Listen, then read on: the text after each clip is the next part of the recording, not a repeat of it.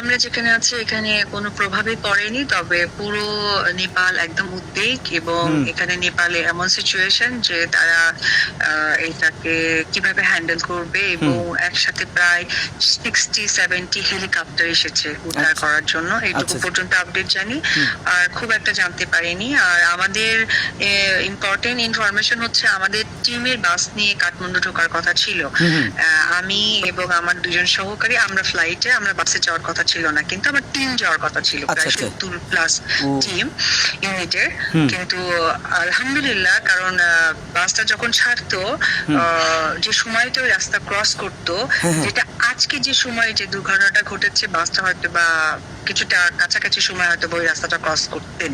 আচ্ছা, So, আচ্ছা। আলহামদুলিল্লাহ সকলে আমরা ও। অনেক আল্লাহর রহমতে সবাই ভালো আছে টিম সহকারে। আমি কালকে ফ্লাইটে যাচ্ছি কাঠমান্ডু, এন্ড পরশুদিনকে আমি ঢাকা আসবো। দোয়া রেখেন আমি সহকারে আমার টোটাল টিমের জন্য। যাদের যে দুর্ঘটনা ঘটেছে তাদের জন্য আমি অবশ্য মন থেকে দোয়া করি যে আল্লাহ পাক সবাইকে সুস্থ রাখুক।